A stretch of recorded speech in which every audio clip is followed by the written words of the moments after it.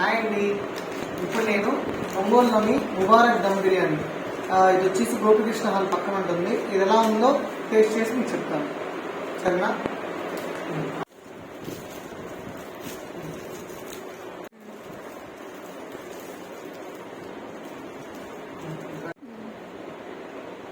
ఇది వచ్చేసి బిర్యానీ. సో దీంట్లో ఏంటంటే మొత్తం 3 పీసెస్ ఇచ్చాడు. సో క్వాంటిటీ బాగానే ఇచ్చాడు, గట్టిగా తినేవాడు అప్పుడు ఈజీగా తినేయచ్చు.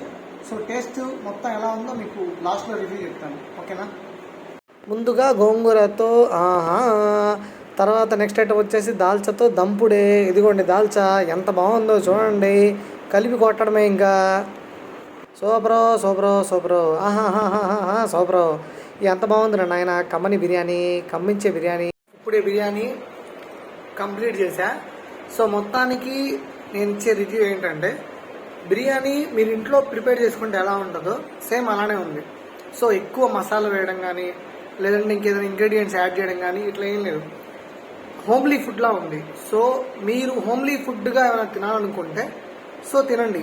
అండ్ బిర్యానీ రేట్ కూడా చాలా చీప్గా ఉంది, 150 రూపీస్కే మీకు బిర్యానీ వస్తుంది. సో మీకు ఒంగోలులో బిర్యానీ చీప్ అండ్ బెస్ట్లో తినాలంటే ఈ బిర్యానీ ట్రై చేయొచ్చు. సో ఈ బిర్యానీ అయిపోయాక నా ఫేవరెట్ అని మూర్తి నుంచి రసగుల్లా స్వీట్, రసగుల్లా. మీకు రసగుల్లా, నాకు రసగుల్లా. తింటూ ఉండు రసగుల్లా. Bye bye.